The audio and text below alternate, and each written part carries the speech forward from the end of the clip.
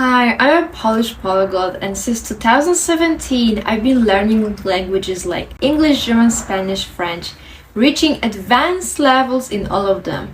Along the way, I discovered why many language learners struggle and don't achieve their goals, which means they don't learn the language that they want to learn. Most people rely on traditional methods taught in schools or use language apps, but they often don't know how to learn languages like polyglots, people who speak multiple languages fluently. Fortunately, I had the chance to learn from some of them, and now I'm excited to share these methods with you. In this course, I will guide you step by step on how to learn any language effectively. So let's dive in and start your language learning journey today. At the beginning, let's talk about motivation. I believe that many people don't know really why they want to learn a particular language, and that's why they often don't succeed in learning it at all. This is such an important step, and I still can't comprehend why many learners skip it. They don't ask themselves questions like, why do I want to learn this language? Like, what do I need it for? What am I gonna do with this language in the future? Am I going to move to another country? Am I planning to get a new job in this language and use it at work? If they don't know the answers to these questions, or they know them but they haven't really written them down anywhere, they often focus more on the process of learning without setting clear goals first. This can really drain motivation in the long term because people don't really know why they're doing what they're doing. Before you even start learning a language, you should definitely sit down, take your time, and ask yourself these questions. Write them down in a PDF or Word document and clearly outline why you want to learn the language. Imagine yourself living the lifestyle where you already know the language. You don't have to achieve C1 or C2 level, which by the way is beyond most people's possibilities. Instead, focus on what you want your life to look like. Where do you want to be? Who do you want to become? What kind of skills would you like to have? Imagine yourself as someone who already knows this language. Maybe write down scenarios where you're using this language, meeting new friends in a country where this language is spoken, or maybe communicating with a romantic partner who speaks this language. Picture these moments vividly because this will be your motivation. If imagining these things doesn't motivate you, nothing will. Before diving into methods, studying, or creating a plan, take a few days off to write down your motivations. Even if you just want to travel to, let's say, Latin America, and that's why you want to learn Spanish, imagine yourself traveling there. Write down how your trip unfolds. You arrive, check into your hotel, you speak Spanish to the receptionist, you order food, you go on jungle trip, you interact with the guides in Spanish. The more you imagine and immerse yourself in this language, the better this experience will be. And this exercise will help you fall in love with this language, and it will set the foundation for your long-term journey. Learning a language takes years, of course. If you're living in a country where the language is spoken, you will learn quickly.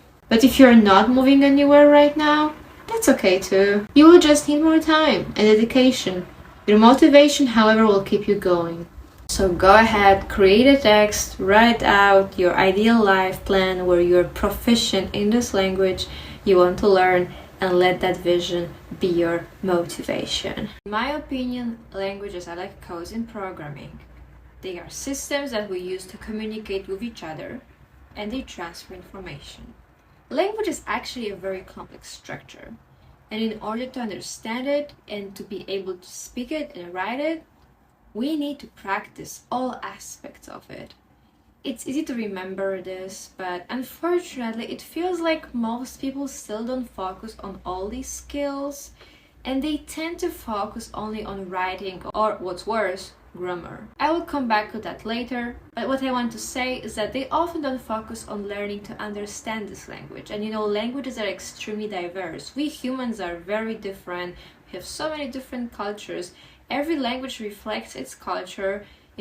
How we speak our native language reflects who we are. And I think it's such a wonderful aspect of learning languages. I think learning languages is amazing because it gives us insights into other cultures and it helps us understand them more. And that's one of the reasons why I love languages, why I've always wanted to learn languages and travel. In my opinion, this is enough to understand what a language is. The problem begins when we don't implement this understanding in our language process. Most people who want to learn a foreign language focus on superficial goals, like bragging to friends or being able to order food at a restaurant. While those are valid reasons, don't get me wrong, if you want to learn a language just for the sake of learning it, that's not enough. And I know it may sound harsh, but if you want to learn a language just because it's your goal in itself, you will never truly achieve it. You need to break down your goals into smaller, more specific ones. You can't just say, I want to learn a language. You have to know why and what you need it for. But let's move on to the next topic. Your homework here is to reflect on what a language is to you. Think about the role languages play in your life. How do you see language as a code for your communication? Write down a short paragraph explaining what this language means to you and why it is important for you to know it. In the past, it was much easier to learn languages because, first of all, we didn't have all these distractions like social media. We were more focused, our attention spans were better, and we didn't know all these new secrets on how to learn language, like listening to the tapes, like some audios while you're sleeping, memorizing the 10,000 most important words. Back then it was actually way easier to learn languages because people had to talk to each other. They had to do business together. There was no YouTube, Google Translator. They were just books, and that's pretty much it. And from what I know, Julian Tuwim, a Polish writer, spoke multiple languages. He picked up languages through school, self-study, and being surrounded by books and intellectuals. He got fluent in languages like French, Russian, German, and English because of his love for literature, and his connections with people from all over the world, of course. But the point is, people back then didn't have the luxury of endless language apps or shortcuts. He had to immerse himself in real communication. Back then, people didn't have many options for learning a language. Unless they were forced to immigrate to another country, they didn't. And once they did, they were absolutely compelled to learn this language. Often because they needed to survive. They needed to find a job or just make their way in the world. When you are in that situation, you learn very fast and you don't even understand the entire process. You are just in survival mode. I think it was also easier for people in the past because there was no social media to compare yourself to others. People had to go out and speak this language. They had to try to imitate what they heard or repeat what others said just to get by. In Poland, we used to be under German occupation. Many Polish people didn't speak German, but they had to communicate with German officers. They had no choice but to pick up whatever they could hear, whatever they remembered from the street to respond to a Nazi officer's question and survive. In such life or death situations, the brain switches to survival mode. Kids would just say whatever they had heard, and because of that subconscious mind, they would often come up with words or phrases that didn't even realize they knew. Our subconscious mind is incredibly powerful. Honestly, I think that if we were ever put in a situation where we had to survive and speak a foreign language, we would be able to say something we had heard before. But here's the thing, in order for it to happen, we have to first listen to this language. We have to immerse ourselves in it so that we can even come up with the ideas to respond when someone asks us something. When I realized this, it was a big shock for me because it meant that anyone could learn a foreign language if they absolutely had to. This realization was important for me because after high school, I wanted to move to Germany. I didn't see any other option for myself. I was 100% committed to learning German, and because of that, I went into survival mode and didn't see anything else. Our brains are incredibly powerful, and we often don't even realize how much we absorb from our environment. Anything we hear, anything we experience, we remember, either consciously or subconsciously. The great thing is about learning a language is that most of it is subconscious work. We don't need to be aware of every process happening in our brain while learning a language. In fact, we should actually be less aware of it. Because that's how polyglots do it. They use methods that allow them to absorb the language and the knowledge naturally, because they know how to harness their subconscious mind. We can divide language learning into two types, passive and active learning. Passive learning essentially means consuming the language, such as by listening to it, without actively trying to produce it. In fact, listening is one of the best ways to learn a language passively. Active learning, on the other hand, involves speaking, writing, and trying to retrieve our knowledge from memory to produce something in this language. Most of us tend to focus on passive learning, which is great, but a lot of people don't choose the right materials for their study. I know many people who use TV shows or series to learn languages. They watch shows on Netflix, often with subtitles in their native language. Honestly, this is not a good approach. I don't want to criticize anyone. Most people aren't aware of it because it's common to use subtitles in your native language.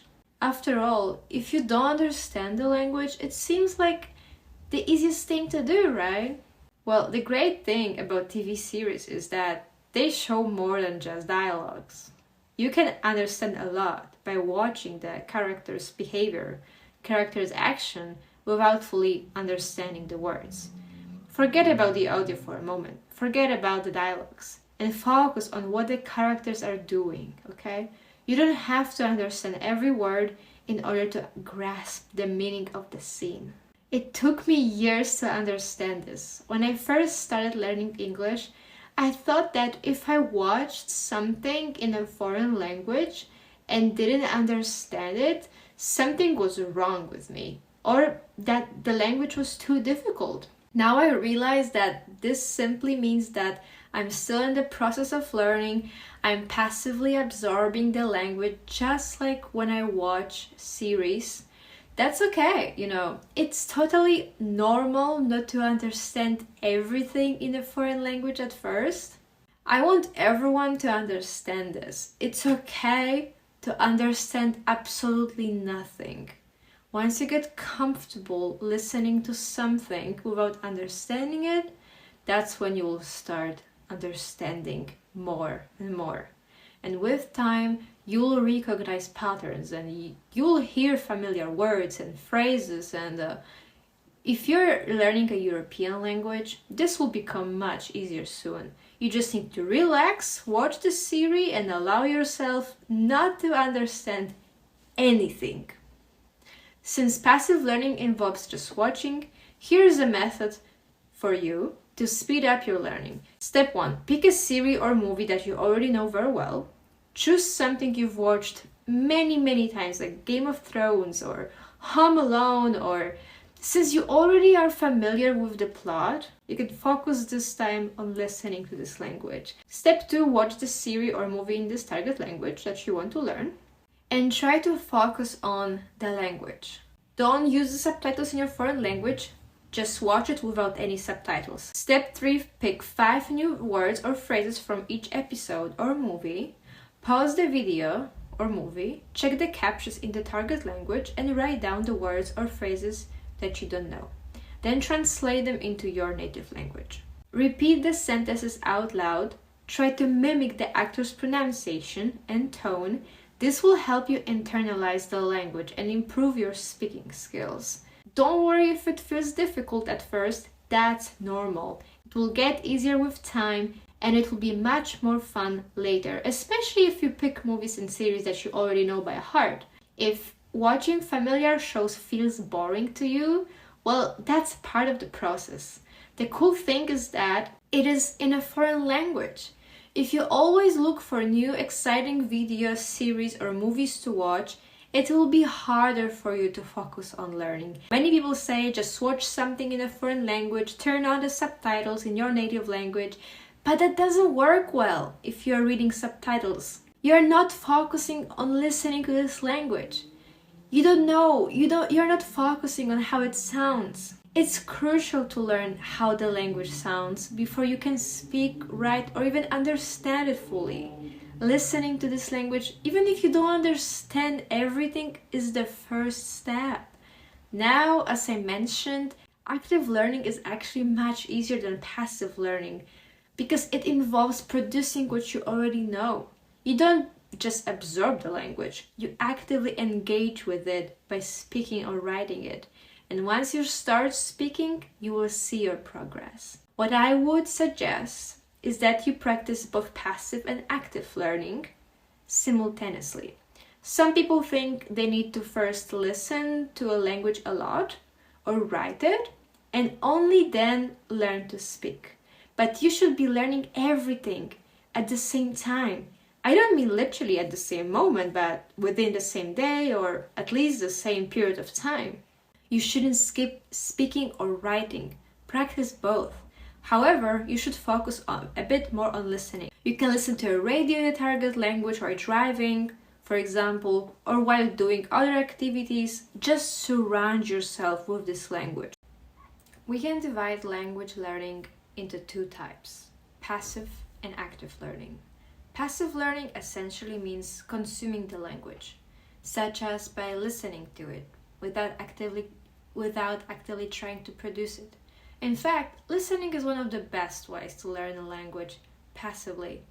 Active learning, on the other hand, involves speaking, writing, and trying to retrieve our knowledge from memory to produce something in this language. Most of us tend to focus on passive learning, which is great, but a lot of people don't choose the right materials for their study, for learning.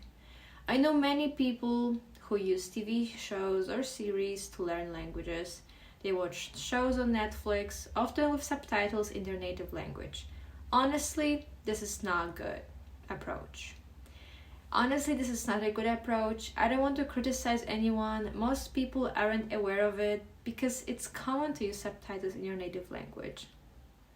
After all, if you don't understand the language, it seems like the easiest thing to do, right? Just turn on the subtitles. Just put the subtitles. But this method isn't effective. Imagine when you are born, you don't understand what your parents are saying, right? But you can communicate with them. Like, you cry, they feed you. You cry, they change your diaper, comfort you. You communicate through actions, even without understanding the exact words. Well, the great thing about TV series is that they show more than just dialogues. You can understand a lot by watching the character's behavior, character's action, without fully understanding the words. Forget about the audio for a moment. Forget about the dialogues and focus on what the characters are doing, okay? You don't have to understand every word in order to grasp the meaning of the scene.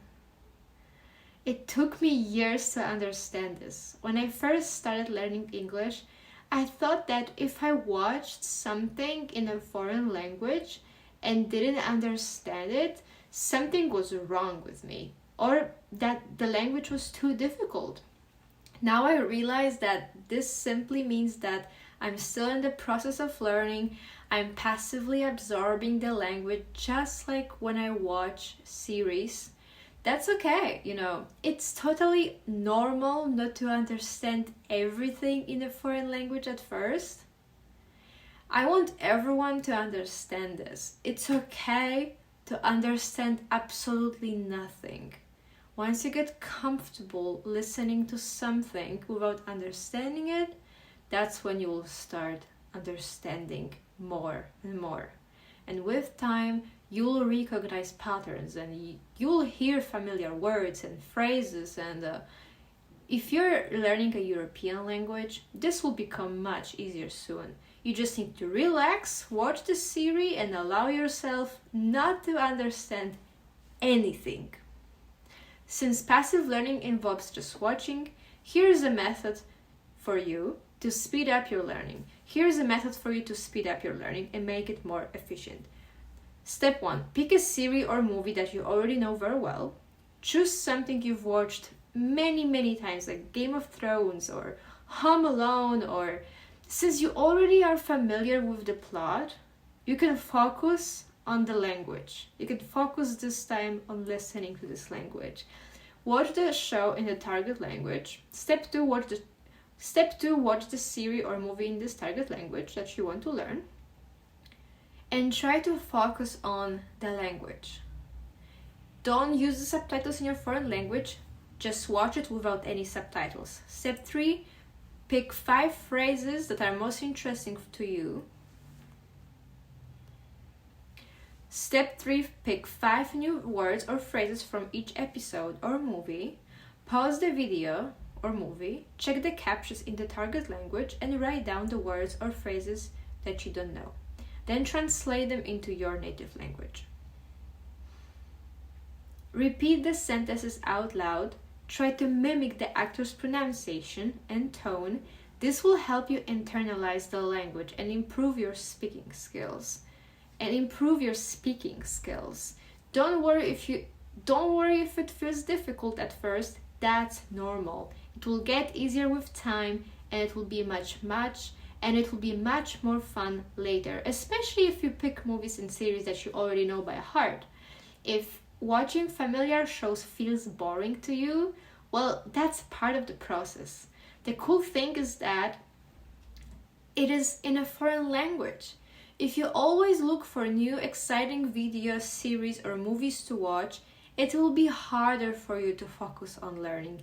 As many people say, just watch something in a foreign language, turn on the subtitles in your native language, but that doesn't work well if you're reading subtitles. You're not focusing on listening to this language. You're not focusing on how it sounds. It's crucial to learn how the language sounds before you can speak, write, or even understand it fully. Listening to this language, even if you don't understand everything, is the first step. Now, as I mentioned, active learning is actually much easier than passive learning because it involves producing what you already know. You don't just absorb the language, you actively engage with it by speaking or writing it. And once you start speaking, you will see your progress. What I would suggest is that you practice both passive and active learning simultaneously. Some people think they need to first listen to a language a lot or write it and only then learn to speak. But you should be learning everything at the same time. I don't mean literally at the same moment, but within the same day or at least the same period of time. You shouldn't skip speaking. You shouldn't skip speaking or writing. Practice both. However, you should focus a bit more on listening. You can listen to a radio in a target language while driving, for example, or while doing other activities. Just surround yourself with this language. When it comes to active learning, what I would do at the beginning is to find a book. We can divide language learning into 2 types, passive and active learning. Passive learning essentially means consuming the language, such as by listening to it without actively trying to produce it. In fact, listening is one of the best ways to learn a language passively. Active learning, on the other hand, involves speaking, writing, and trying to retrieve our knowledge from memory to produce something in this language. Most of us tend to focus on passive learning, which is great, but a lot of people don't choose the right materials for their study, for learning. I know many people who use TV shows or series to learn languages. They watch shows on Netflix, often with subtitles in their native language. Honestly, this is not a good approach. Honestly, this is not a good approach. I don't want to criticize anyone. Most people aren't aware of it because it's common to use subtitles in your native language. After all, if you don't understand the language, it seems like the easiest thing to do, right? Just turn on the subtitles. Just put the subtitles. But this method isn't effective. Imagine when you are born, you don't understand what your parents are saying, right? But you can communicate with them. Like, you cry, they feed you. You cry, they change your diaper, comfort you. You communicate through actions, even without understanding the exact words. Well, the great thing about TV series is that they show more than just dialogues. You can understand a lot by watching the character's behavior, character's action, without fully understanding the words. Forget about the audio for a moment. Forget about the dialogues and focus on what the characters are doing, okay? You don't have to understand every word in order to grasp the meaning of the scene. It took me years to understand this. When I first started learning English, I thought that if I watched something in a foreign language and didn't understand it, something was wrong with me, or that the language was too difficult. Now I realize that this simply means that I'm still in the process of learning. I'm passively absorbing the language, just like when I watch series. That's okay, it's totally normal not to understand everything in a foreign language at first. I want everyone to understand this. It's okay to understand absolutely nothing. Once you get comfortable listening to something without understanding it, that's when you will start understanding more and more. And with time, you'll recognize patterns and you'll hear familiar words and phrases. And if you're learning a European language, this will become much easier soon. You just need to relax, watch the series, and allow yourself not to understand anything. Since passive learning involves just watching, here's a method for you to speed up your learning. Here's a method for you to speed up your learning and make it more efficient. Step 1. Pick a series or movie that you already know very well. Choose something you've watched many times, like Game of Thrones or Home Alone, or since you already are familiar with the plot, you can focus on the language. You can focus this time on listening to this language. Watch the show in the target language. Step 2, watch the series or movie in this target language that you want to learn. And try to focus on the language. Don't use the subtitles in your foreign language. Just watch it without any subtitles. Step 3, pick 5 phrases that are most interesting to you. Step 3, pick 5 new words or phrases from each episode or movie. Pause the video or movie, check the captions in the target language, and write down the words or phrases that you don't know. Then translate them into your native language. Repeat the sentences out loud. Try to mimic the actor's pronunciation and tone. This will help you internalize the language and improve your speaking skills. Don't worry if it feels difficult at first. That's normal. It will get easier with time, and it will be much more fun later, especially if you pick movies and series that you already know by heart. If watching familiar shows feels boring to you, well, that's part of the process. The cool thing is that it is in a foreign language. If you always look for new exciting videos, series, or movies to watch, it will be harder for you to focus on learning. As many people say, just watch something in a foreign language, turn on the subtitles in your native language, but that doesn't work well if you're reading subtitles. You're not focusing on listening to this language. You're not focusing on how it sounds. It's crucial to learn how the language sounds before you can speak, write, or even understand it fully. Listening to this language, even if you don't understand everything, is the first step. Now, as I mentioned, active learning is actually much easier than passive learning because it involves producing what you already know. You don't just absorb the language, you actively engage with it by speaking or writing it. And once you start speaking, you will see your progress. What I would suggest is that you practice both passive and active learning simultaneously. Some people think they need to first listen to a language a lot or write it and only then learn to speak.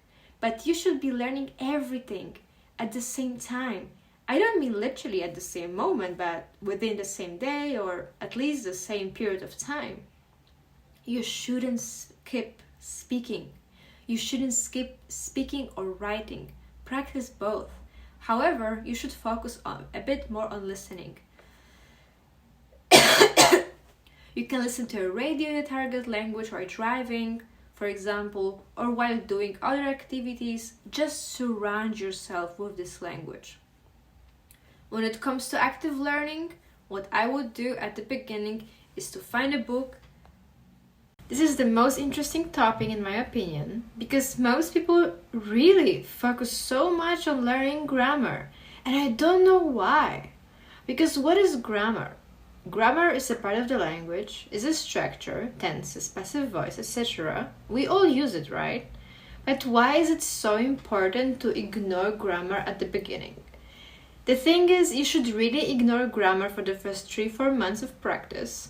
You should not care that much about names like passive tense, past simple, past perfect. Look at it this way. When you have a text, let's say the page that you just transcribed from a book, there is a certain grammar structures. There is probably past or future tense or something like that. And you somehow know this because you've translated this page into your native language. So you understand the overall meaning. You know what the text means. You can always look it up, you can always look up the unknown word, but then you can later say that these sentences out loud because, as I said, you should close this page and you should try to talk about it out loud. You should try to memorize it. Of course not 100%, but let's say you just want to say something about it. When you tell someone about this page or this book that you just rewrote, you'll use grammar subconsciously. You won't be aware of these things like tenses, but you'll be correct. That's when the magic happens because you'll be able to speak and write in this language with the proper grammar and structure. You'll know how to say it, how to write it, how to talk about it, how to understand it. Because you also are listening to the same audiobook at the same time. And in my opinion, grammar should be skipped for the first 3-4 months of learning. Before that, you're just diving too deep into it. And honestly, I think it comes from school that we believe grammar is the most important thing. For many of you, this focus on grammar probably means that you skip speaking, writing, and listening just to memorize some past tenses and irregular verbs that you actually won't even be able to use because you can't even say anything. I'm not being harsh at this point. I just want to help you to change this because this approach gets you nowhere. I want you to take a step back and look at the language learning process so far. Compare it to the method I described. See how different it is from what you're doing and what polyglots do and I do. We don't do these things. We don't focus on grammar at the beginning. Instead, we focus on actually producing something in this language, focus on communicating something, transmitting knowledge. That's what language is. As I said, language is a code to communicate information, whether verbally or in writing. It's not about grammar. Grammar is just a name for this part of the code. For example, if you are a programmer and you're watching this, you'll probably understand what I mean. You have a code that you want to communicate, which means something and is responsible for something. But that code has certain elements, letters, smaller pieces of information within the bigger code. If you replace one element with another, it can change the entire meaning. And that's what grammar is. It's like those little elements that make a sentence mean something in a particular way. But if you change one element, like changing a sentence from past to future tense, the meaning can change dramatically. But you need to understand the whole code first before you can break it down. You should learn from general information to the detailed information. At the beginning, detailed information isn't that important, especially if you are not learning the language for school or college. If you're learning just for yourself or because you want to travel or move to another country, grammar shouldn't be your main focus at the beginning. I'll show you later how to approach grammar once you understand more and more and you are able to talk about a wider range of topics. And don't get me wrong, grammar is important, but it's important later, not right at the start. It's not necessary to learn it in a traditional way either. You should learn grammar but in a different way than most people do. And it's not about memorizing rules, it's about learning grammar through practice, by memorizing the texts out loud, by talking to yourself, discussing things that you wrote down, like from these books. Later, when you see things repeating themselves many times, you can look them up. I will show you later how to do it. I will show you later what tools you can use. But at the beginning, diving into grammar too soon, before you will start to speak, will just discourage you. Grammar. This is probably the most interesting topic, in my opinion, because so many people focus on grammar. And I don't know why.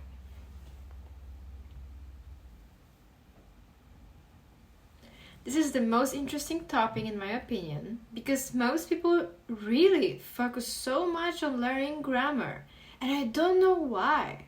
Because what is grammar? Grammar is a part of the language, is a structure, tenses, passive voice, etc. We all use it, right? But why is it so important to ignore grammar at the beginning? The thing is, you should really ignore grammar for the first 3-4 months of practice. You should not care that much about names like passive tense, past simple, past perfect. Look at this from this way. Look at it this way. When you have a text, let's say the page that you just transcribed from a book, there is a certain grammar structures. There is probably past or future tense or something like that. You know,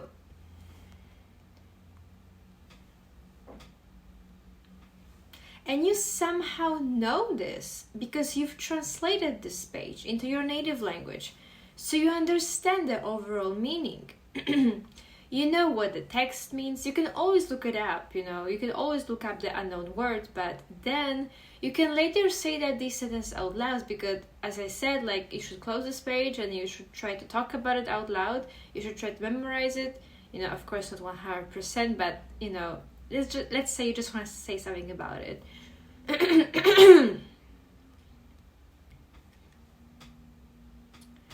When you tell someone about this page or this book that you just rewrote, you'll use grammar subconsciously. You won't be aware of these things like tenses, but you'll be correct. That's when the magic happens, because you'll be able to speak and write in this language with the proper grammar and structure. You'll know how to say it, how to write it, how to talk about it, how to understand it. Because you also are listening to the same audiobook at the same time. And in my opinion, grammar should be skipped for the first 3-4 months of learning, because before that, you would just dive too deeply into this. And I know this belief comes from school, because before that, you will just be diving too deeply into this, and I honestly know where it comes from. At school, we've been taught that this is the most important thing, to learn grammar, and for many of you that focus too much on grammar, it means that you skip writing, speaking, because you want to memorize some irregular verbs and phrases that you will never ever use because you won't be even able. Fuck you, work! Why the fuck does it... Oh my god. Before that, you're just diving too deep into it, and honestly, I think it comes from school that we believe grammar is the most important thing. We've been taught that it's the most important thing. For many of you, this focus on grammar probably means that you skip speaking, writing, and listening just to memorize some past tenses and irregular verbs that you actually won't even be able to use because you can't even say anything. I'm not being harsh at this point. I just want to help you to change this, because this approach gets you nowhere. I want you to take a step back and look at the language learning process so far. Compare it to the method I described. See how different it is from what you're doing and what polyglots do and I do. We don't do these things. We don't focus on grammar at the beginning. Instead, we focus on actually producing something in this language. We focus on and we are focused on communicating something, transmitting knowledge. That's what language is. As I said, language is a code to communicate information, but whether verbally or in writing. It's not about grammar. Grammar is just a name for this part of the code. For example, if you are a programmer and you're watching this, you'll probably understand what I mean. You have a code that you want to communicate, which means something and is responsible for something. But that code has certain elements, letters, smaller pieces of information within the bigger code. If you replace one element with another, it can change the entire meaning. And that's what grammar is. It's like those little elements that make a sentence mean something in a particular way. But if you change one element, like changing a sentence from past to future tense, the meaning can change dramatically. But the meaning can change dramatically. The meaning can change dramatically, but you need to understand the whole code first before you can break it down. You should learn from the general to the detail, from general information to the detailed information. At the beginning, detailed information isn't that important, especially if you are not learning the language for school or college. If you're learning just for yourself or because you want to travel or move to another country, grammar shouldn't be your main focus at the beginning. I'll show you later how to approach grammar once you understand more and more and you are able to talk about a wider range of topics. And don't get me wrong, grammar is important, but it's important later, not right at the start. It's not necessary to learn it in a traditional way either. You should learn grammar, but in a different way than most people do. And it's not about memorizing rules. It's about learning grammar through practice, by memorizing the texts out loud, by talking to yourself, discussing things that you wrote down, like from these books. Later, when you see things repeating themselves many times, you can look them up. I will show you later how to do it. I will show you later what tools you can use. But at the beginning, diving into grammar too soon, before you will start to speak, will just discourage you. And there's so much more to say about it. There are so many verbs, so many things. You can even ask yourself, like, will it ever be possible for me to learn a language while using these methods? No, never. So focus on learning grammar instead.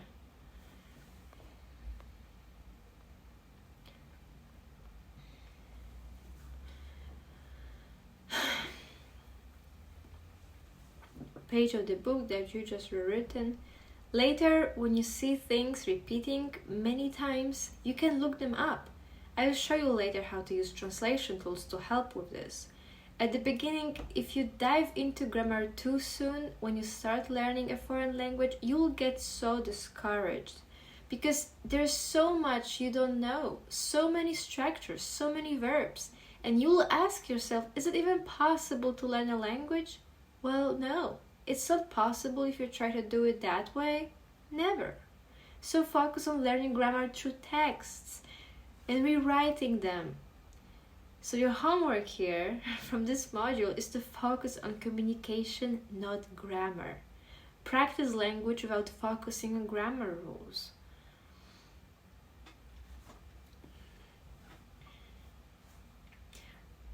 Rewrite a passage, rewrite a text. Choose some short text or paragraph from a book in this language, write it down without worrying about grammar, and share this here with us. And try to memorize it. Try to, after writing it, close this and try to recall and speak it out loud. Focus on communicating the message, not perfect grammar. Record yourself and share it. Reflect on this grammar. And write down how it felt for you to focus on communication instead of grammar. How do you think this approach will help you later? This task will help you shift focus from grammar rules to real communication, making learning feel more natural. There are several exercises for learning a foreign language that I've been using for the past years, and I got them from different polyglots. The first one, as I mentioned earlier, is rewriting books. The next method is very similar, but we use the videos from YouTube for it. Once we have created a plan outlining exactly what we want to learn, including all the subtopics, weekly and monthly goals, the next step is to find YouTube videos where people talk about these topics. As I said before, it must be real people speaking, not AI, because it's important to learn authentic language. For example, let's say your first topic is family. As I mentioned earlier, I do rewriting exercise only twice per week, on Monday and Wednesday. On Tuesday, I would do a dictation. Here's how it works. I would find a video on YouTube related to the topic I was learning, and I would start rewriting what the person is saying. I would listen to the speaker, and after each sentence, pause the video and rewrite what they said. If the video was longer, I would usually end up rewriting 2 or 3 pages. You know, the more you rewrite, the more you learn, so I would just aim for 2 pages and I would write it in my notebook. Once I had finished rewriting the 2 pages, I would read them out loud, following along with the person in the video. The speaker might be talking about family, but also about other things like their car or the food they ate for breakfast. Even though the main topic is family, you will end up learning about cars, food, and daily routines too.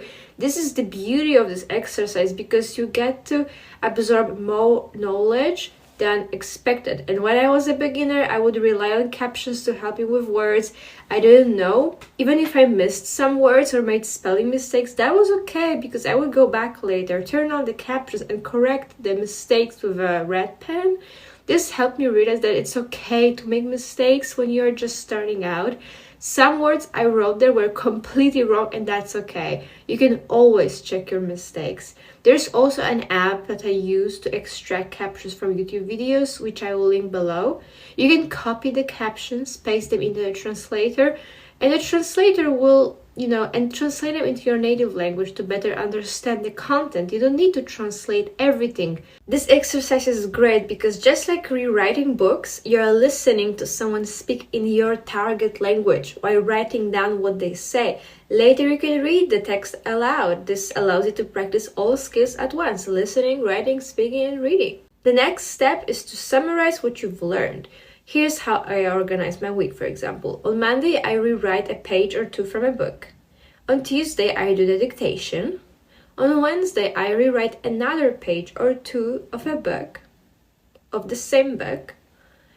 On Thursday, I do another dictation from a YouTube video. On Friday, I summarize previous exercises and practice speaking. On Thursday, I would find another video on a similar topic, but this time from a different speaker, different person, preferably from a different country, or person of the opposite gender. That gives you a chance to hear different accents, expressions, and ways of speaking.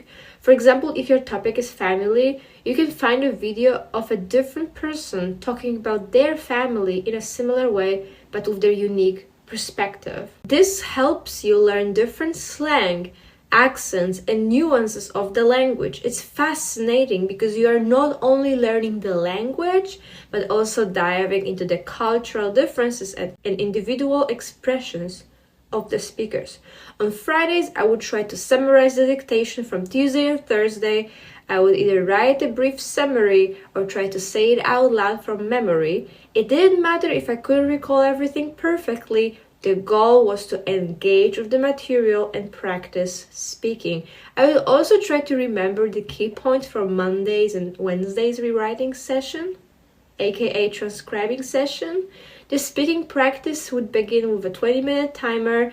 During this time, I would talk about myself, about whatever came to my mind related to the topic I learned this week. You can imagine you're having a conversation with a friend or someone else in this target language, and if you don't know a word, just use a translator. Write it down and practice it immediately in context. Even if you run out of things to say, just sit there and wait for your timer to go off. Eventually, you will find something to say. If you're just starting, you may only be able to talk about what you learned that week, for example, family or my job. But as time goes on, you will have more topics to talk about. Week after week, as you practice these exercises, you will build fluency. I will do this speaking practice almost every day, not just on Fridays. As you get more advanced, you will have more things to talk about and you won't feel stuck. On weekends, I would read aloud the text I had written that week, including the pages from my book and my dictation summaries. I would also record myself while reading. This not only helps with pronunciation, but also boosts your confidence, because you will be amazed at how much progress you can make over time. On Saturday, I will record myself reading the pages from the book I wrote. On Sunday, I would do the same with the dictation. I found that recording myself on camera helped me gain confidence, especially when I imagined I was giving a presentation about what I had learned. You could create a private Instagram or TikTok account to publish them just for yourself so you can track your progress. Imagine doing this every week for an entire year and seeing how much better you've become, how much your accent has improved, and how much more confident you are. It's such a rewarding experience. At first, you can feel embarrassed because, we all dislike hearing our own accents, especially when we're just starting out, but every time you'll find it incredibly rewarding, and you will be so happy to make this progress, because I remember how excited I was when I started to see improvements. Then next week you can repeat the process. Let's say your next topic is your job. Just find people on YouTube who talk about their jobs, rewrite their videos, do dictations, and summarize what you've learned. Then talk about it almost every day for 20 minutes. As you continue, you'll realize how much you've learned. Not just words, but entire concepts connected to different topics. And that's the key to fluency. You'll know how to talk about your family, job, hobbies, and much more, because these things are interconnected in your mind. By doing this exercise regularly, you'll start to see the logic behind the polyglot success. It's not magic. It's just a consistent, targeted practice. Polyglots absorb knowledge across various topics, making them able to speak fluently about a wide range of subjects. You can do the same too. Also, you need breaks, studying time blocks. This will help you maintain focus. One effective method here is the Pomodoro technique. Pomodoro is interrupted learning. For example, you set an alarm for 25 minutes, and during this time you focus completely on studying.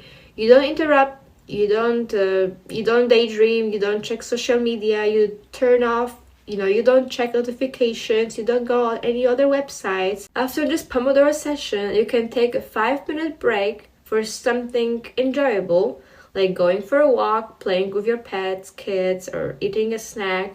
Then you return to studying for the next Pomodoro session. Your sessions can also last longer than 25 minutes. If you can maintain your focus for a longer period of time. For me, concentration is high for about 35-40 minutes, after which I need a few minutes of break. I think finding time to study is actually the most difficult thing, because even though you know what to do and how to do it, if you still don't have time to sit down and start, you will never learn it. The thing is, in today's world full of distractions, people in most cases will just postpone things for later, for the next day, for the next month. But the truth is, you should just start small now. I know the plan I just showed you with these exercises and the weekly schedule is pretty big. It's a big deal. It will take you 1 or 2 hours per day to learn and study languages in the way that I just showed you. But the thing is, if you are really serious about it, you will make time. You will find time. You will empty your calendar. You will get rid of all the distractions that block you. And let me be honest here. If you track what you're doing with your time every day, you'll be shocked by how much time you waste. For example, if you spend 2 to 3 hours per day scrolling on social media, that could be the time you spend on learning a language. Honestly, if you really have a reason to learn it, If you need it because you're traveling somewhere, you're changing jobs or moving to another country, you will find time. It's just not your highest priority if you haven't made time for it yet. But if it is, now let's go. I'm going to share exactly how I used to study 2-3 hours per day while having a full-time job. For example, when I had a morning shift that started at 6 a.m. and finished at 2 p.m., I would listen to the audiobook I was using to rewrite the book on my way to work. I would play it randomly. It wasn't like I would always follow the pages I was rewriting. I would just go with the flow, continuing where I left off last time. I really wanted to listen to the language. I was German at that time. I just wanted to absorb it as much as possible. Now, I worked physically in a factory. I was living with my parents in Poland. I just finished high school, but I would also listen to the audiobook while working. Why? Because I could. I knew how to hide my headphones, but I know not everyone can do that.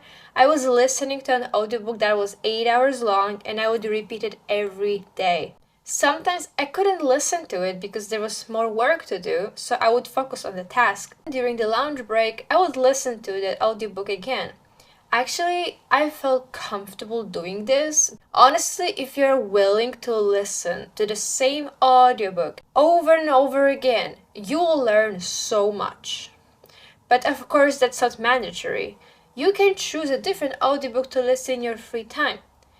When I came back from work, I would eat a meal, take a nap for 1 hour, and then study. So around 4 p.m., I would start studying until 7 p.m. And then I would have dinner with my parents before going to sleep. In those 2-3 hours, I would do exactly what I told you before. When I had an afternoon shift, when my work started at 2 p.m. and finished at 10 p.m., I would study in the morning. So when I woke up, I would study for 3 hours according to my plan before going to work. Then I would listen to the audiobook on my way to work, just like before.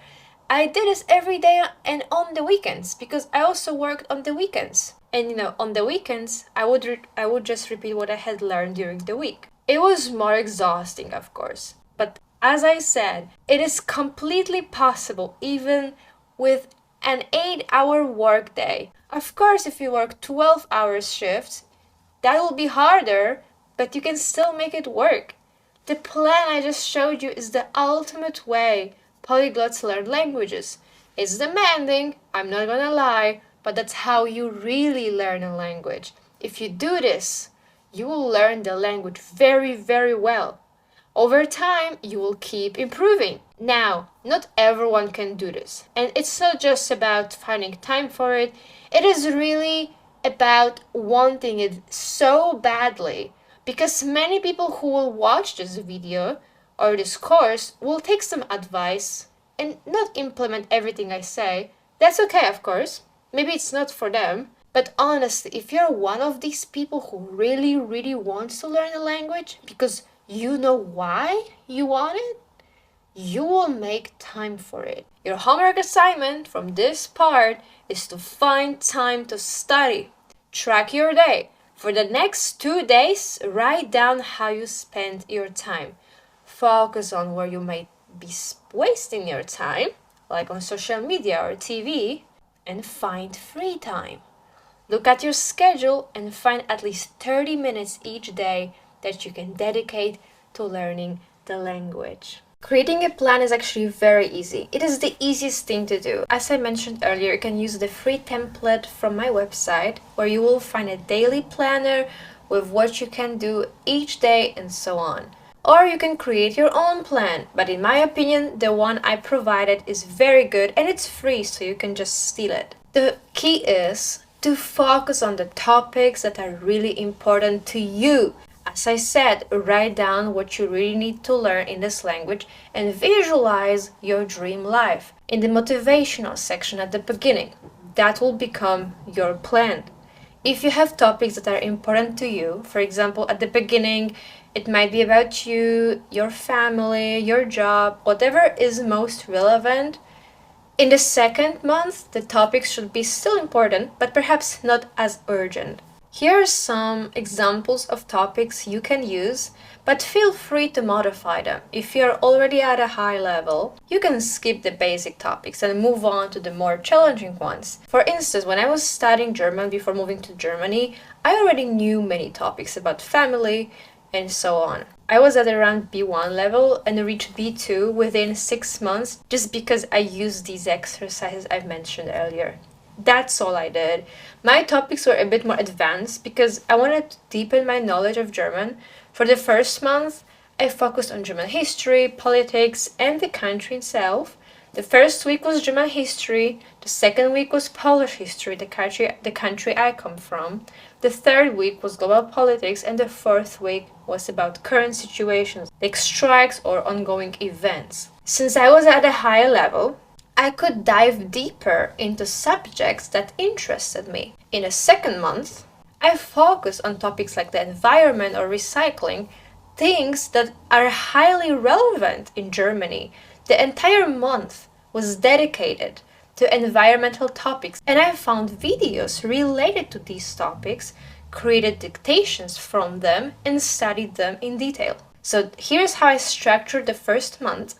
My monthly goal was I can discuss politics in Poland and Germany in German language. Week number 1, I can discuss politics in Poland. Week number 2, I can discuss politics in Germany. Week number 3, the history of German politics.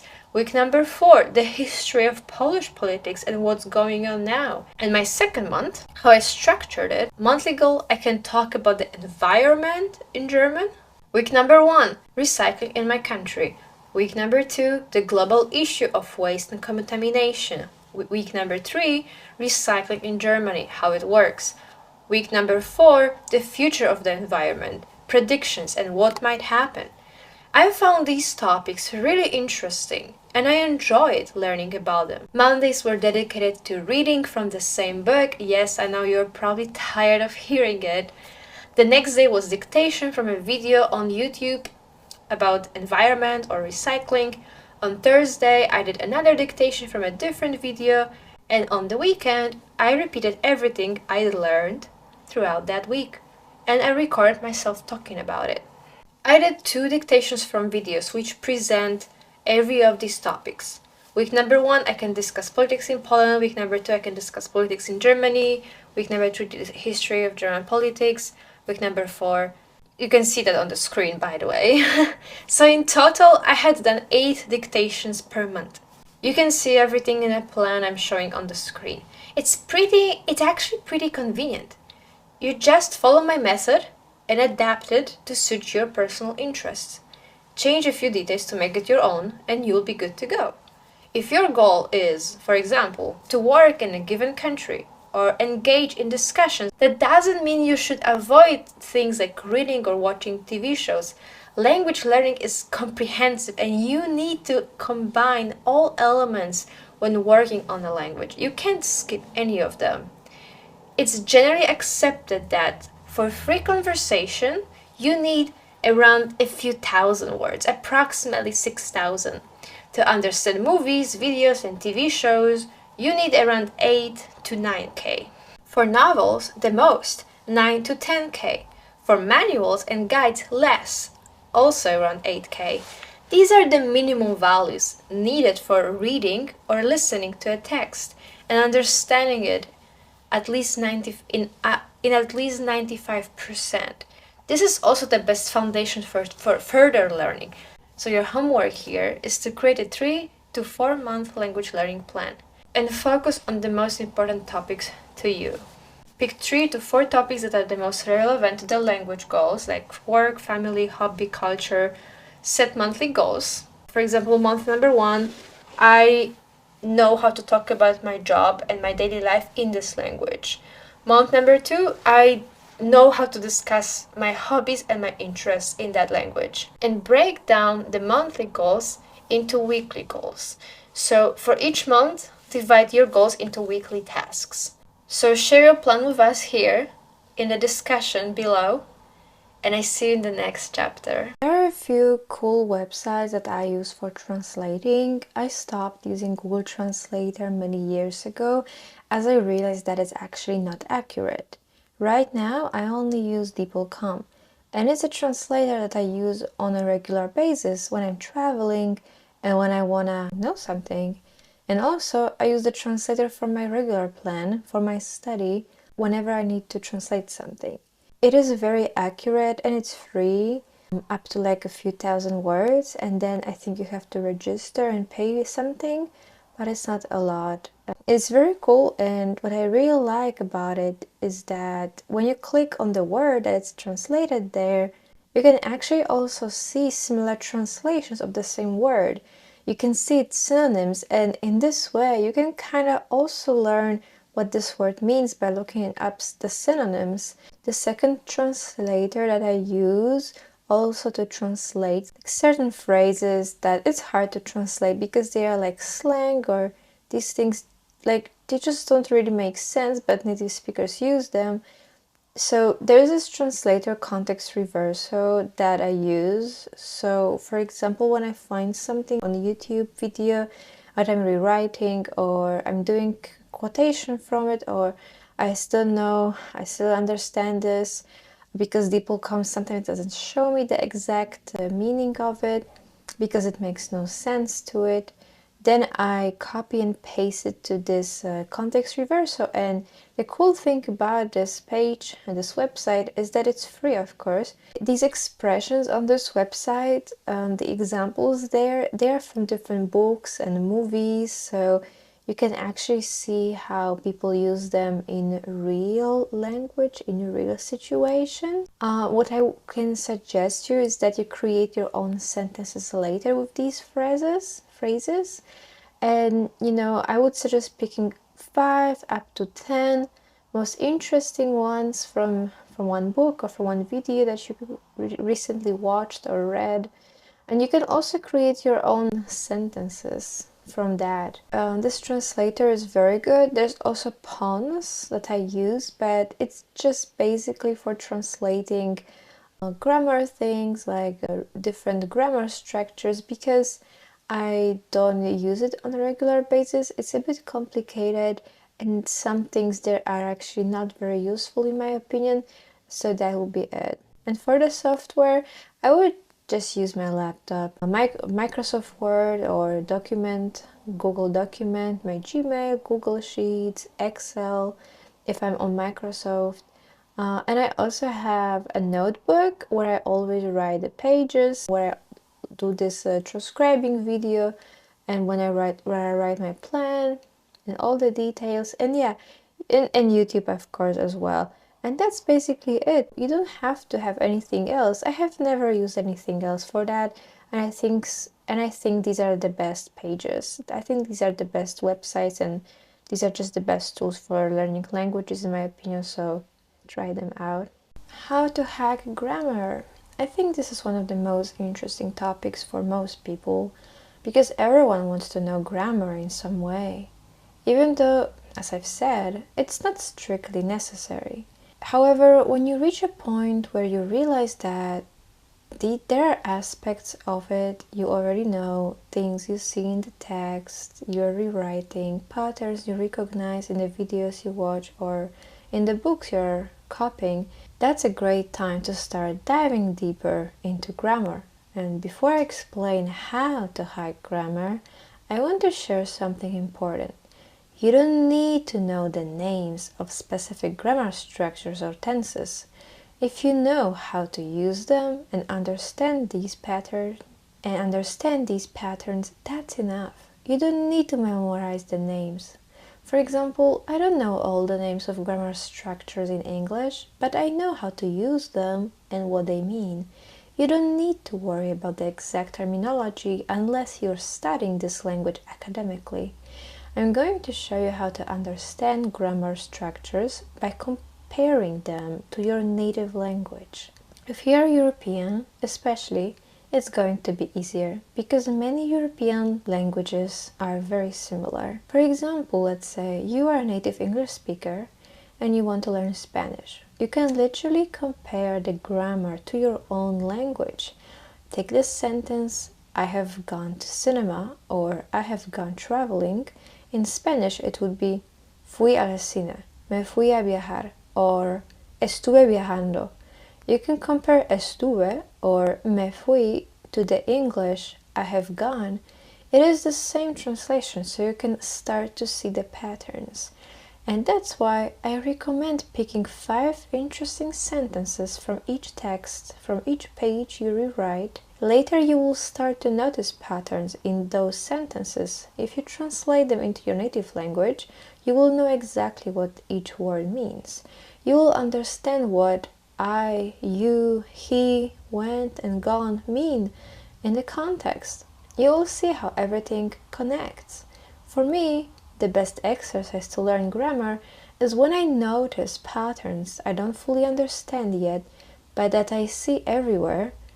And I may not understand them completely, but I can get the general meaning. And when I notice them, I look them up on the internet, on the translating websites, as I've mentioned in the previous chapter, to figure out exactly what they mean. There are many great grammar websites, especially for European languages, that I always use. They offer excellent explanations. Once you start recognizing the structures you're familiar with, write them down so you can track what you want to learn next. For example, after a while, maybe after 1 or 2 months, or even 6 months, you might start writing sentences in the present simple or past simple. You write sentences in the past, but they should also reflect something meaningful in your own life. For instance, if you usually go to school or work at a certain time, you can write about it. For example, I went to school at 6 a.m. or I went to work at 5 a.m. These sentences should be based on your real life experience, not just abstract examples. And the best thing is to not only write sentences, but also write full descriptions or summaries of the day using the past tense. That way, everything is in the past tense. Later, you can memorize it by heart, you can read it out loud, or copy and paste it into a translator to hear the pronunciation. You can even use an audio recorder to record it on your phone and listen to it whenever and wherever you want. Remember when I said that on weekends I record myself saying things out loud and post them on my private Instagram account? You can do the exactly same thing with these 10 sentences. It's a great way to have all your knowledge in one place. Later, when you scroll through your profile, you will see how much progress you've made. Then you can do the same with other grammar structures, with present simple, past simple, and present continuous, and then gradually move to more advanced tenses and grammar structures like passive voice, for example. As I mentioned before, look up how these structures work in the language you're learning. You can create your own sentences that have meaning in your life. Just remember, don't mix different tenses in the same text. If you're practicing present simple, don't mix it up with other tenses in one. Focus on one structure at a time. When you start feeling confident with a structure, you can move to more different ones, like passive voice or future perfect. But to start, focus on one structure. Write 5 or 7 sentences that are truly meaningful to you. It is also crucial not to mix structures, as I said. Your brain can't focus on multiple structures at once. It's important to stick to one structure per text, or a group of sentences like 5 to 7. If you're focused on one structure, your brain can better absorb it and apply it. When it comes to advanced grammar structures, things like very specific parts of tenses, sentences, or rare forms used by native speakers, you can find examples of them online. Here, comes context reversal, for example. Here can come context reversal. You can always create your own sentences too. This is the best part about learning a language. You get to know yourself better.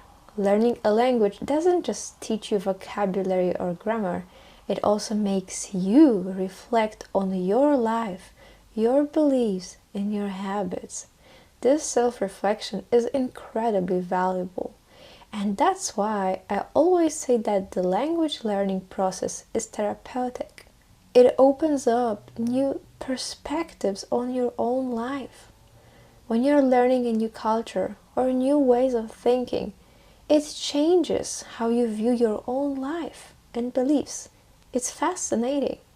So don't focus too much on the tiny details at first. Start by creating sentences or texts using just one grammar structure. Don't mix tenses. Write 5 to 7 at a time. If you write more, your brain may start to feel overwhelmed. So pick grammar structures that you've already encountered in videos, books, dictations, or real life, and start from there. On my website, I also have a free template with all the grammar structures of the languages you're learning. You can check it out and see what's more important and which structures you should start with. As for grammar, you don't need to practice it consistently.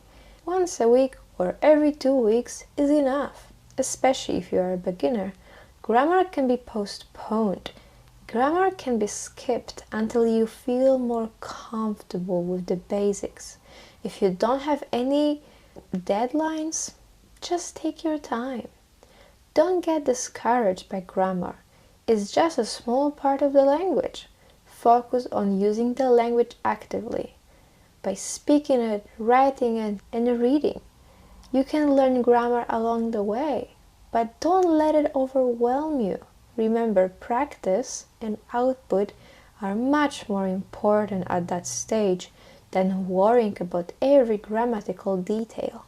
So your homework here is to practice grammar by creating sentences based on the patterns you see in the language you're learning. Write down a text about a situation in your life in a past tense, future tense, and remember, these things must be real. These situations must really happen. And post it down here in the comments. So there are a few things that I used to do and still do when I'm learning a language. Do you remember when I said that at the end of the weekend I summarize the things I know? I record myself trying to say them, and then if I don't know something, I open this text or the summary, and I try to remember it. I try to say it out loud again, and then I record myself. Sometimes after I'm done with it, I set a timer for 20 minutes and I talk to myself in this language. So I would even bring up things from the Excel sheet, like sentences I've worked on, and I would read them out loud and create conversations around them, to basically practice them in conversation, to practice being fluent with these words. And that also works very, very well. And another thing I used to do, especially when I was traveling, is if I didn't have time to sit down and rewrite a book, was to keep a diary in this language. I used to do that when I was in Mexico. That was the most interesting thing I did when I was learning Spanish. I did it almost every day. I journaled in Spanish every day. And of course I used translator at the beginning when I didn't know anything. It was really cool. When you're traveling, I think keeping a daily journal is one of the best and easiest ways to learn a foreign language, because you just write down what you did, what happened throughout the day, and maybe next day you're gonna talk to someone and you have things now to talk about. You will tell them about the things you wrote in your journal, and you can be sure that this is 100% correct, because as I said, when you're writing in your journal, you can of course use translator and that's what I did too.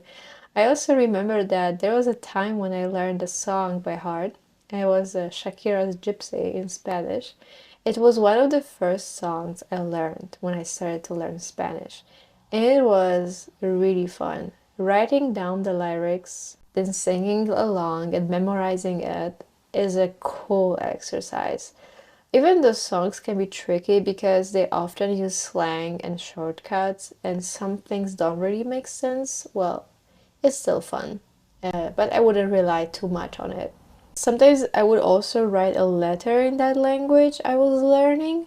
I would start by writing it in Polish and then translate it into the target language using the translator, you know, or I would write a recipe for my favorite meal or a summary of my favorite movie or book. These are great exercises. You can also include them in your main topic, but I didn't really do them often. I would just do them sometimes when I wanted to practice something at that very moment. It is important to remember that you can always adjust your plan as you go. Like I said earlier, there's a 12-month plan on my website. You can create your own plan for 2 or 3 months. Planning for an entire year can feel overwhelming. It's better to focus on just 2, 3, or 4 months at a time, writing down exactly what you want to learn and modifying your plan as you go. You might come up with new ideas along the way, as I said, but don't overschedule. Don't overschedule, don't plan every single detail. You know that. Know what you want to learn, but don't script it out fully. Trust me, if I had an entire year's plan in front of me right now, telling me exactly what I have to achieve, I would feel overwhelmed too. So I prefer to plan my study for 2 or 3 months at a time and then adjust the plan as I go. It's important to stay flexible because things changes, because life happens. I know I haven't mentioned a lot that you should talk to people in this target language. I know having a conversation with native speakers is important, but actually staying focused on these methods that I told you in this course is more important, because when I moved to Germany, I spoke German every day. But before moving there, I didn't speak German at all. I spoke German to myself, but I didn't speak with native speakers. I had conversations online once per week with a German native speaker, but that was it. I moved to Germany and I started to speak German at work. So I got a job in German before even speaking German on a regular basis, which was funny. So when I was living in Germany, I also focused more on grammar, but I had already learned a lot. When I was living there, I already knew a lot about grammar. I actually knew a lot. But when I would speak with native speakers there, it was kind of challenging. I had a teacher when I was living in Germany, still the same one, and she would explain to me all these things that Germans used that I didn't know. Like all this slang and all these things that are just not very clear. Yes, you should talk to native speakers as much as you can, even if you make mistakes. Don't worry about it. You're going to make mistakes. It's a part of the process. And don't be afraid of making mistakes. Just try to express yourself. You can even go into your neighborhood where people speak the language you're learning and ask them for time or direction somewhere. Put yourself in a situation where you have to use that language, and that will help you a lot. And absolutely don't worry about mistakes. They are not lethal. Mistakes won't kill you. You won't die from making a mistake. And I'll tell you more about this because I think this is one of the hardest things for people to overcome.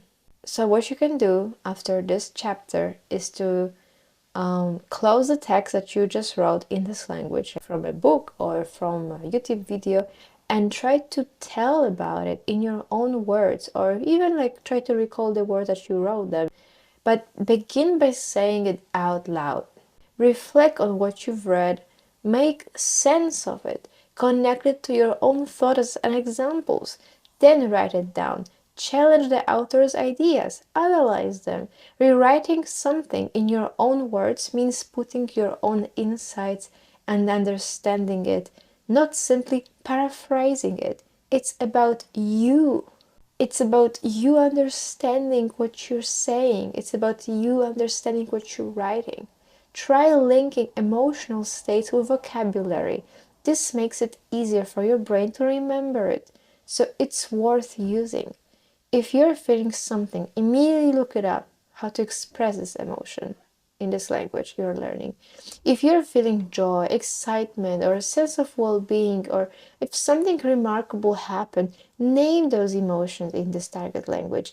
If you're experiencing anger, disappointment, frustration, name those feelings too. Can you do this? If not, keeping a journal in the language can be helpful.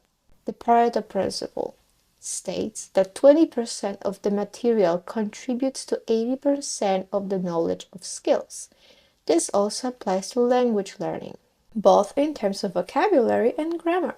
While language might have thousands of words, roughly 20% of them will allow you to use the language effectively in daily life. When learning grammar, memorizing only about 20% of the rules for a specific topic will allow you to construct 80% of grammatically correct sentences using that rule. In fact, mastering just 20% of the grammar in a language, since grammar can be vast and complex, will give you 80% of the ability to form accurate sentences. The key is learning the right 20%, whether it's vocabulary or grammar. The strategy is to focus on the main concept of each grammar point and avoiding complicating things at first.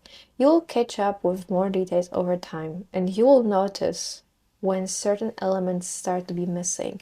By then, you'll have developed enough skills to understand what's lacking and where to find it. And at that point, it won't be overwhelming. It will just be a small details to fill in. The second strategy is to learn what is absolutely necessary for constructing simple, correct sentences. How do you identify these essentials? You'll recognize them each time you try to say something but struggle because you lack a specific grammatical element. The third strategy emphasizes that most languages share similar structures. That's what I mentioned earlier. So understanding specific grammatical elements is crucial. Before you even start learning, listen to individual words, try to figure out what they mean. Don't get stuck on this stage. Move forward when you're ready. This is how I learned a lot of English and grammar and German.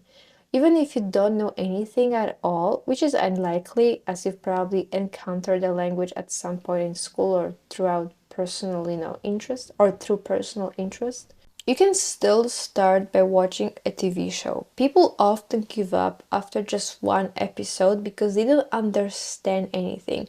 But who says you need to understand every word of a language you don't know? You'll soon start to picking up on recurring sounds, and that will spark your interest in this language. That's the key, being curious and wanting to know more, even if you don't understand the meaning of those sounds yet. Start writing down any word, any phrase that that catches your attention. Over time, you will start understanding some words from context. Even if you're unsure how to spell what you're hearing, write it down as best as you can. I don't recommend learning entirely on your own without any help. Many people say things like, I can't do this, it's too hard, I don't have time, I'm too old, it's impossible, it's overwhelming. But hey, this mindset can be flipped. Instead of I have to, try saying I choose this, I want this, it's beneficial for me, I can do this, I'll try a new approach to learning and I will see progress. Learning is fun for me, I enjoy it. I enjoy the process of watching something and understanding more with each session, with each episode, recognizing more words and being able to say more. I love this time when I love this time that I get to spend on myself watching something in a foreign language. I love doing this. I have time for it. I'm capable, and I repeat to myself, I'm capable of learning, and I'm proud of myself for sticking with it. When it comes to habits, we tend to stick with what feels familiar, and it's harder to push ourselves to try something new.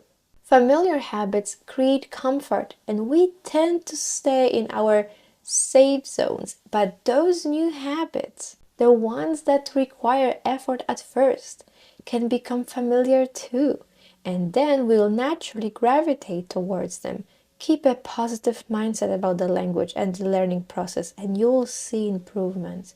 When I work with my students, I simplify things for them. I teach English, I teach German online. I make sure to pronounce endings clearly because those endings are crucial to learn. I slow down my speech and I adjust sentences to the student's level. Textbook recordings are also simplified to suit the learner's needs. However, people in everyday situation don't speak like that. So it's essential to be prepared for real natural language. And it's good to start this preparation from the beginning. You need to understand authentic natural language, not textbook language. No one speaks in a textbook way. That's why from the very start it's important to expose yourself to real natural language. I know it may seem like all the words are blending together into one long stream where constants are swallowed, endings are dropped, and the pronunciation sounds very different from what you see in writing. We do the same thing in our native language. If you avoid this now, when will you get around to learning it? When you're abroad or at work, where you need the language and realize that these years of study didn't help, the years of Duolingo didn't help, how does it make you feel? It feels horrible, right? What else can you do? TV shows. Watching shows in a foreign language is the regular habit of mine. I watch them in different languages depending on what I feel like at the moment. If I were to turn on a TV show in my native language, I would get so frustrated. I wouldn't like to see it. I don't even see a point in watching something in my native language because it's a waste of time. I've just gotten so used to watching TV shows in a foreign language that I can't even imagine watching anything in Polish now. You know, it excites me to watch something in a foreign language. It excites me to see something different. And that's a good habit. I really recommend it. You know, changing your habits can make a huge difference, especially when so far you used to watch TV series in this foreign language but with subtitles. You know, exactly, watch this show without subtitles. And watch this show again. Watch this show twice. You will notice new vocabulary that you missed at the first play, that you've missed the first time. When there are a lot of new words in one episode, let's say, especially if you're a beginner, it's hard to catch a lot of them. But when you watch an episode for the second time, these new words will reveal themselves. And when people said to me, yeah, sure, you will learn German from series, you will do that, yeah, for sure. I didn't even respond to that because I knew better. After just 3 episodes of my first exposure to German, I knew already 20 words more without spending any time on formally studying it, and I knew that I could get only better from there. Words represent objects, actions, and abstract concepts and conjugations. The brain learns the names of these things either by seeing the object or performing an action. You are in a situation, feeling emotions, and you learn to name those feelings. Humans have a natural tendency to name everything, and we don't forget it. What we forget are the words learned from the lists or flashcards. Those artificially memorized words. When older people have memory issues, do they forget words? No, they forget what they did, but the words remain. The brain might trick us, but no one would say house on the cat because no one has ever tried to force themselves to memorize cat or house in a detached mechanical way. Don't postpone your study. There will never be time when you have more free time for an extended period of time. There will always be something. Stop putting it off and at least do the minimum. Find a show you like and get started. Watch at least one episode a day and reward yourself after each accomplishment. But it's important to reward yourself after achieving something, not before. I always reward myself after completing a task, whether it's a long or short one. For instance, I promise myself that once I finish something, I will take some quiet time to read, or I'll treat myself to new clothes, or I will take a day off, or even a few and go somewhere. So your homework here is to take a text or summary you've written in the target language, read it out loud, then try to explain it in your own words. Record yourself doing this and listen to it. Check if you made any mistakes, review it again, and continue the next text. So here comes my final motivation. And I think what I'm about to say is so freaking underrated. I don't think people realize that learning a language is a bottomless pit.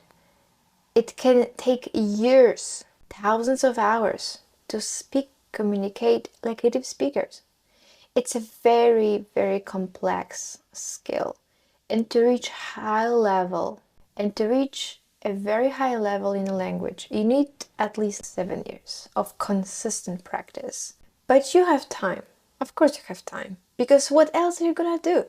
Do you have anything better to do than focusing on your dreams? And as I said before, if you have a reason to learn this language, you will learn it. And as for mistakes, every single person on this planet makes mistakes. I make mistakes in my native language all the time. People make fun of me on YouTube, in real life. They say it's funny because I preach about how to learn a language and I still make mistakes myself. Well, the thing is, languages are hard and it's normal to make mistakes in general. You know, we should not care that much about mistakes, to be honest.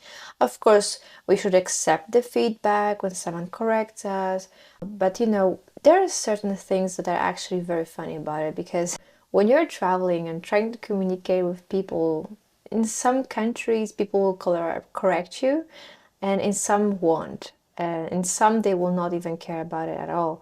They will just try to help you. For example, in Latin America, people are super friendly. It's so easy to learn Spanish there because everyone encourages you to do it.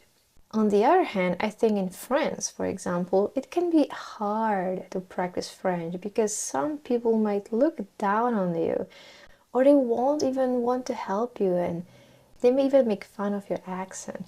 But here's the thing, you should never care about it. You should never care if they care and you should never care if they don't care.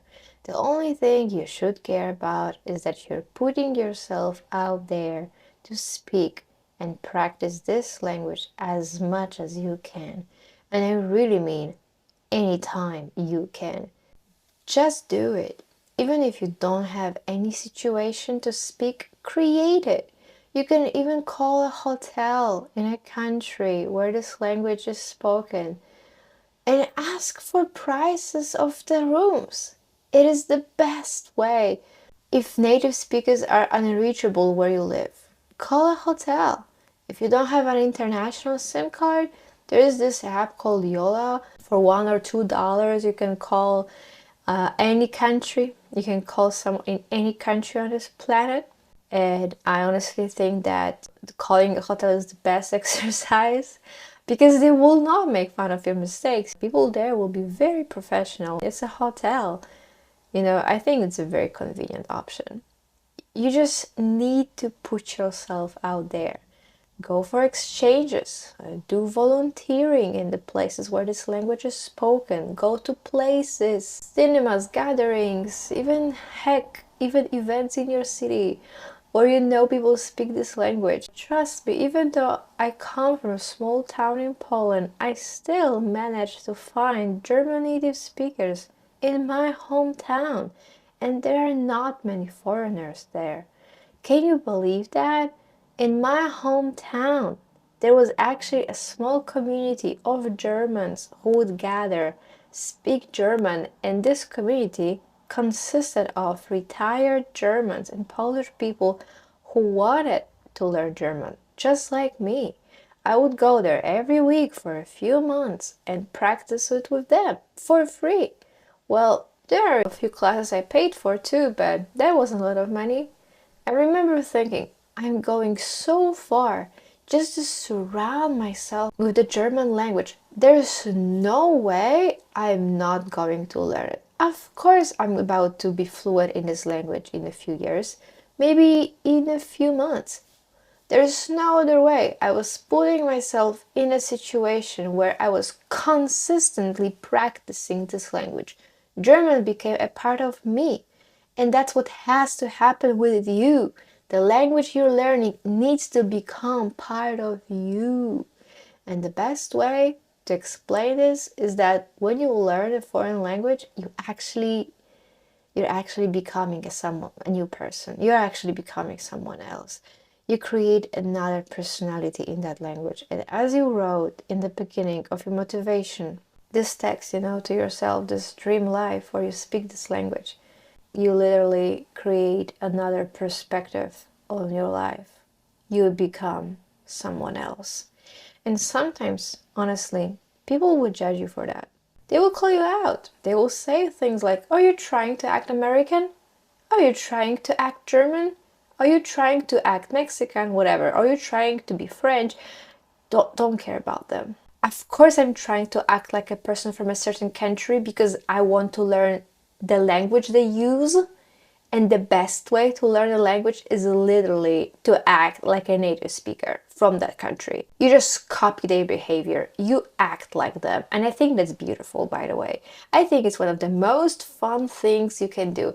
Imagine yourself as someone from the country where this language is spoken. For me, English was always connected to America.